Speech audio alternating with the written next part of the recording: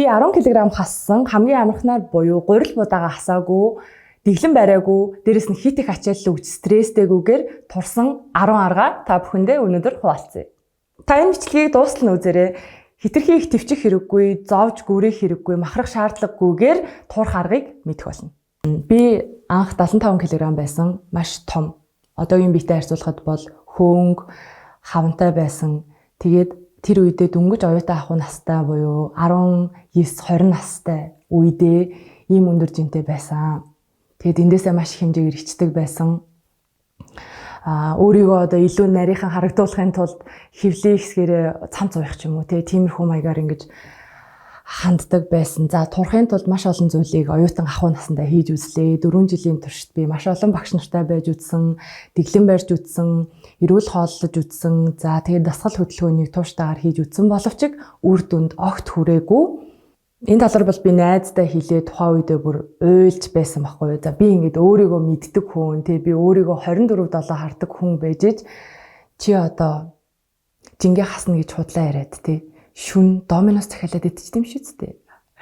Эсвэл бүргэр захиалаад идчихдэм үү гэж би өөртөө хэлэхэр хэмжээний тийм үр дүнд хүрэхгүй байсан гэсэн үг. Хичээж байгаа хэрнэнгээсээ бүх талаасаа хичээж байгаа хэрнэнгээсээ үр дүн гарахгүй тийм үе байсан. Хэрвээ хичээл зүтгэл гараад бүх юмдаа анхаарал байхад л жингээ хайж өгөхгүй байгаа бол хамгийн эхний арга нь буюу яагаад турахгүй байгаа шалтгаанаа олох. Миний хувьд бол олон жил хичээгээд үр дүн гарахгүй байсны шалтгаан нь би гормоны өөрчлөлтөд орчихсон байсан юм байна лээ. Энийг эмчид үзүүлээд шинжилгээ өгсөний дараагаар мэдэж авсан. Тэгээд эмчилгээ хийлгэсний дараагаар бэлэн болсон гэсэн үг. Одоо яг жинхэнэ биеийнхаа өөрчлөлтийг үзье тултал нь харъя гэдэгтээ бол бэлэн болж эхэлсэн. Яагаад гэх юм бол гормон өөрөө маш их хүчтэй. Ер нь танд нөлөөлж байгаа гадны хүчин зүйл гэвэл маш хүчтэй байгаа учраас таны одоо тэр их хөдөлмөрийг давж гараад ирж байна гэсэн үг байхгүй. Тэгэхээр хамгийн анх жингээ хасах гэж байгаа бол үр дүнд хүрэхгүй байгаа бол энэ арталт нь яг ямар шалтгаан байгаа вэ? Эрүүл мэндийн юм уу? Өөр ямар шалтгаан байгаа вэ гэдгийг ингэж судалж ойлгож эмчид үзүүлж байвал их зүгээр юм байлээ шүү. Арга 2. Өөрт тохирсон мэргэжлийн багш олох. За би Монгол болон гадаад маш олон багш нартай байсан.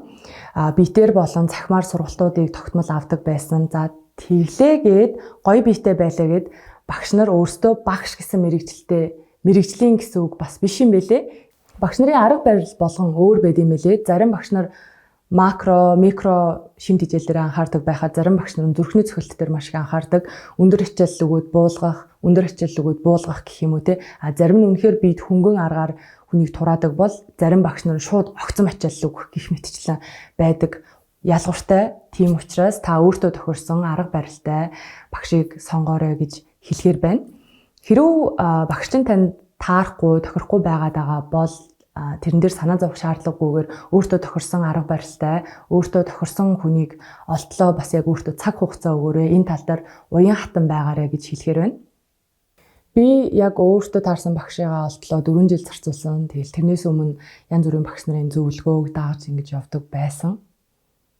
Тэгэхээр хугацаа орно гэдгийг маш сайн ойлгож мэдэх юм бол их зүгээр дээр нь танд яг таарсан арга барилаар зааж гинүү гэдэг хамгийн чухал хэсэг. Арга номер 3. Турах зорилгоо тавихдаа хэмжих нэгжээ хитрхи их битгий чухалчлаарай. 90-60-90 гэдэг хэмжээс байдаг шүү дээ Бага насандаа зурагтаар сонсч байсан 90-60-90 гэдэг энэ хэмжээсийг ерөөсөө л хүний байх ёстой юм хэмжээ гэж боддог Өөрийнхөө бэлхүүсийн хэмжээд 75 см байхлаар маш хичдэг байсан. Тааза хэмжээд 100 см байхлаар маш хичдэг байсан. Гэтэл одоо ингээ эргээд харахад 90-60-90 гэдэг хэний хэмжээсэн гэхээр тэр зурагтаар явж байгаа биднэрт харагдаж байгаа мисс модель зураг авалтанд ордог хүмүүсийн хэмжээс. Мисс модельүүдийн хувьд нарийнхан байхгүй бол камер дээр том биетэй харагдах гад байдаг. Тэгэхээр энэ тэднэрт зориулсан хэмжээс байгаа болохоор яг жирийн хүмүүст зориулсан хэмжээс гэж авах нь өрөөсгөл юм билээ гэдгийг ойлгосон. Дараа нь хэмэл 110. Өндрөөсөө 110-ыг хасна гэж би бас дуулж исэн. Тухайн үед чинь сошиал медиа болоод Google хөгжөөгүй, YouTube байдаггүй байлаа шүү дээ. Тэгээл ингээл зурагтаар өндрөөсөө 110-ыг хасна гэл тэнгүүт би чинь 168 байхгүй. Тэнгүүт за би чинь 58 кг байх хэрэгтэй байна гэл Тэгээд тэр ингээд тоороо би тэмүүлдэг байсан байхгүй. Яг үүндээ миний биед 58 кг зохих уугүй юу те эсвэл надад гоё харагдах уугүй юу, эрүүл харагдах уугүй юу гэдгийг огт бодлогоогоор энэ л миний байх ёстой жин юм байна. Ийшэл очно гэдгийг ийм хар нүдэн балаж ихэнд үлийгээр тийшээ тэмүүлдэг байсан гэсэн үг. Өндрөөсөө 110-ыг хасна гэдэг энэ арга бол эртнийх. Тэгээд эрэгтэй хүнд тохиромжгүй. Жишээ нь эрэгтэй хүн адилхан 168 байлаа гэдэг 58 кг гэдэг бол эрэгтэй хүн хэтэрхий бага. За 50 настай эсвэл 60 настай хүн 110-ыг өндрөөсөө хасъя гэж бодъё тий. Энэ бас учир дутагдaltaй. Би тэгээ дээрээс нь калори тоолно, идж байгаа хоолныхоо. За шатааж байгаа калори тоолно, iWatch дээрээ тэгснээ макрогоо тоолдог. Тий энэ чинь ингээд жирийн хүнд хэтэрхий ачаалал өгöd байгаа байхгүй юу? Жин хасах гэдэг юм энгийн хэлбэр арга байх ёстой байж атал ингээд өөртөө бүр улам стресс өгöd ингэж явдаг байлаа. Хит их тоонд ачаалал өгсөн гэсэн үг л дээ. Хит их тоонд ач холбогдол өгсөн гэсэн үг. Арга номер 4. Янз бүрийн хөтөлбөр чаленжд оролцож дэглэм барих хэрэггүй. Энэ бүгдийг эхлэхээс нь та өөрөөсөө нэг энгийн асуултыг асуух хэрэгтэй. Насан туршдаа энэ хөтөлбөрөөр хичээлж чадах уу?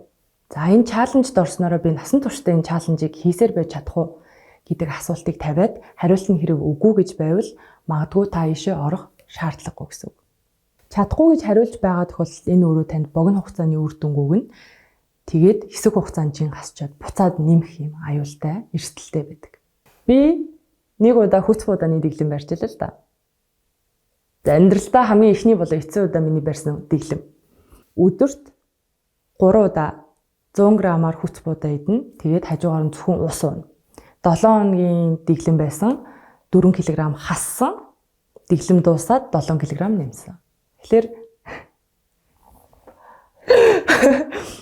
дэглэмийн хувьд иймэрхүү байдаг. Маш богино хугацааны үр дүнтэй. Эрүүл мэндэд өгж байгаа ач холбогдол багтай. Дараа нь сэтгэл зүй болоод таны эрүүл мэндийг улам дордуулдаг. Хүн жин нэмсэн хүн яах вэ? Ахаал жин хасахыг хүснэ тий. Тэгэхээр ингээд дэглэм барьж байгаа гэдэг нь тогтвортой үр дүнг танд амлахгүй гэдгийг л маш сайн ойлгох хэрэгтэй юм лээ. Багш нар инфлюенсерүүд янз бүрийн хоолны хөтөлбөрийг санал болгож зардаг. Гэтэ яг бодит байдал дээр ингээд харах юм бол хүн болгон өөр бие махбодтой өөр хэрэгцээтэй байдаг учраас таарах магадлал маш бага.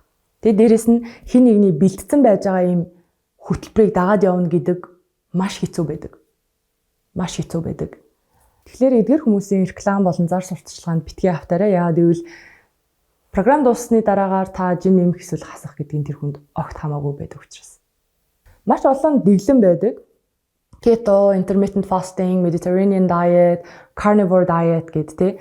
Keto хагас мацаг, газар дундын тэнгисийн мацаг, carnivore буюу зөвхөн мах иддэг гэсэн ийм диетүүд байдаг. Аль нэг дэглэмийг удаан хугацаанд барьснараа та хоолны группийг тэр чигээр хасчихж байгаа гэсэн үг. Аль нэг хоолны группийг хасах нь өөрөө танд эрсдлийг дагуулдаг. Яагаад гэх юм бол тэр шимт хичээлийн дутагдлалд оруулдаг гэдгийг хоол судлаач нар хэлсэн байдаг. Дэглэм зөв буруу юу гэдэн энийг удаан хугацаанд хэрэгжилж чадах уу гэдэг асуулт дээр л яг ингээд дэнслэгдэж ирнэ. Миний хувьд гэх юм бол мацаг ерөөсө тохироогүй. Ер нь би өөрөө хий давмгаалсан биетэй хүн учраас надад мацаг барих хоолгүй явах ч юм уу тохирдгүй. Биеийг хямраагаад байдаг. Хүн болгоны бие өөр учраас биеэ маш сайн ажиглаарай. Би нэг онлайн хөтөлбөрт хамрагдсан гадны багшийн төлөвлөгөөний дагуу хооллож үтсэн л дээ. Тэгээд тухайн төлөвлөгөө нь болохоор ингээд 7 хоногийн 7 өдөр байлаа гэд ирэхэд эхний өдөр нь нүүрс усаа өсгөөд 2 дахь өдөр нь огт нүүрс ус байхгүй, 3 дахь өдөр нь уурга өсөөд уурга байхгүй ч гэдэг юм уу те ингэж ийм өсрэлтэд маягаар явж байсан л да, өсөлт уналттай. Тэнгүүт би нэг сар энийг туршиж үзэнгүүт надад юусоо таарахгүй байсан. Миний биед өөрчлөлт гарч ирсэн ч гэсэндээ сэтгэл зүйд маш юм энэ дэглэмийг байрж явахад хүндрэлтэй байсан. Тэгээд нэг сар үр дүнг нь харсны дараагаар болох шийдвэр гаргасан. Тэгэхээр өөртөө илүү юу таарж яах гэдгийг маш соргогоор ингэж хайж үзээрэй гэж хэлэхээр байна. Арга номер 5. Дэглэм болохгүй бол одоо яах вэ гэдэг асуулт таны толгойд гарч иж магадгүй л дээ. Тэгэхээр яах вэ гэхээр хоолныхоо өнгийг л анхаарна. Таны хоолнд 4 өнг байхад хангалттай. Монголчуудын хувьд мах гурил будаа иддэг, бор цагаан гэсэн 2 өнгөтэй хоол дийлэнхтэй байдаг. За энэ дээр өнг яаж нэмэх вэ гэдгийг л бодоод үзээрэй. Жишээ нь одоо цувь идчихлээ гэж бодъё тий. Тэгэх юм бол цувин дээрээ та өгөрцөө байцаа 2 нэмэхэд 2 өөр өнгө гараад ирнэ. Нийтдээ 4 өнгө. Ингээд өнгө нь солонгороод явчихаар шимт хижээл сайжирна гэсэн. Хамгийн гол санаа нь юу вэ гэхлээр та өөрийнхөө дууртай хэрэглэхэд хэлбэр олдоцтой, боломжтой ногоогоо нэмээд эхлэх гэсэн. Миний хувьд бол хамгийн амархан ногоогоор ногоон хулуу, чихэрлэг төмс, тэгээд pumpkin гэсэн хулуу. Арга 6. Огцом өөрчлөлт хийхгүй байх. Би одоо ингээ фитнесийн багш тавьчих штий тий. Тэгэх юм бол намайг ер нь тогтмол ингэж хэлдэг ус. За өнөөдрөөс ахуулаад гурлаас, будаагахаас чихэр идэхгүй шууд дахианы цээж мах ид нарийн бов идэхгүй гэд ингэдэг ус аахгүй. Тэгэхээр яг үндэ эн чинь бол бүр хүнд шууд стрессийг өгж байгаа байхгүй. Ингээд баг шантрах ингээ хамаг шалтгааны нурталтанд тавьчихж байгаа. Тийм учраас огцом бүх юмаа гинт хасахгүй юу. Найзуудаа стресс маш их хэмжээгээр бий авдаг учраас энийг баг багаар шат дараалтаагаар хийнэ. Жингээ хасна гэдэг нь амьдралын хэв маягаа өөрчилнө гэсэн үг. Тэгэхээр эхний ээлжинд хасах биш, орлуулна гэсэн. Утгатай. Өөртөө зөвлө хандна гэсэн үг. Жишээ нь та кола уудаг байлаа гэж бодъё л доо. Кола уудаг байгаа хүн бол эхний ээлжинд колаогоо шууд ус болгох биш. Колагоо газтай амталсан уснууд гэдэг нь шүү дээ. Газтай амталсан усаар солих. За хэсэг хугацаанд биеэ дасгаж агаад за тэр үед бол яг л нэг амталсан усны сахар нь хүртэл их санагдаад ирдэг үе байдаг хгүй. За тэр үе дээрээ амталсан усаа энгийн усаар солих. Ийм арга байгаа. Тэгэхээр шууд үсрэхгүйгээр баг бага аргаар ингэж шаталсан маягтайгаар явах юм бол танд зөөлөн хэрнээсээ таны амьдралд наалт хууц дээрэс нь хэв маягт ороход хэлбэр гэсэн үг. Юу яг идэж байгаа вэ гэдгээ анзаараад миний жин нэмэхэд эсвэл жинтэй байхад юу хамгийн ихээр хамгийн томоор нөлөөлж байгаа вэ гэдгийг анзаараад хамгийн том чулуугаа олоод харчна. Тэнгүүтлээ тэрийг баг багаар өөрчилж эхэлнэ гэсэн үг байхгүй юу? Миний хувьд гэвэл кейк байсан. Тэгэл өдөр тутамдаа ийм гурилтай юм дуртай, өөрийгөө шагнаж тэг ингээл ажил таарсныхаа дараагаар кейк иддэг байлаа. Тэгсэн чинь нэг мэдсэн чинь нөгөөх нь бүр зуршил болоод миний нэг хэсэг болчих. Тэгж байж байгаад анзаараад за окей кейкээ ер нь хасчих юм бол хамгийн их нөлөөтэй мэн гэж бодоод кейкээ хассан. Тэнгүүтэл чинь ажил тараал орой болгоо ингээл түүлийн шүү ороод өөрийнхөө дуртай макарон нэг зүсэм кейкээ авдаг байсан хүн чинь болчихж байгаа байхгүй. За тэгээ би яаж орлуулсан бэ гэхээр өөр угаасаа чихэрлэг юмнууд бас иддэг байсан тэр үедээ газтай ундаа тэгэл нэг мочи айс крим гэ байдаг гэсэн чинь мочигоор хийсэн зармаг тэднэрийгээ бол идсээр байсан. Тэр чигээрээ чихрээ хасах биш нэг хамгийн их нөлөө үзүүлээд байгаа тэр кейкэл хасчихсан. Тэнгүүт сүултээ тасаад ирчихэж байгаа байхгүй би өөрөө ингээл өөр ирэхгүй жин хасаад хамгийн их нөлөөтэй байсан. Тэнгүү сүултээ мочи газтай ундаага ер нь хасвал бас зүгээр ч юм уу надад сахар ихтэй байна гэдэг мэдрэмж төрдөг болчдөг. Тэр үедээ мочи газтай ундаа хоёроо усаар сольж байсан. Ийм дэс дараалтаагаар явхад бол хүнд хамгийн зөөлөн тэг хэлбэр энгийн амархан байдаг. Ундаа уудаг байсан хүн ус уудаг болох. За кейк иддэг байсан хүн жүрж иддэг болох гэдэг бол таны гаргаж байгаа маш том win буюу бүр маш том амжилт гэдгийг өөртөө хүлээн зөвшөөрөөд өөртөө баяр хүргэх хэрэгтэй гэдгийг хэлмээр байна. Энэ бол бүр хамгийн том үр дүнгээ гаргаад хамгийн том чулуугаа та хөтлөгчлөө гэсэн үг. Арга номер 7. Хоолныхоо зургийг авах. Энэ юу гэсэн үг вэ гэхлээр та мэдтгүү зүйлээ мэддэг болно гэсэн үг. Зүгээр л өглөөнөөс ахуулаад орой унтах хүртлээр иддэг хоолныхоо зургийг авсаар л байна гэсэн. Дараа нь харж дүгнэлт тэгээд за би иймэрхүү хоолыг иддэг юм байна. Энийг нь бага идээд байна. Энийгээ өөрчлөвл гэдэг дүгнэлт ихэд амар.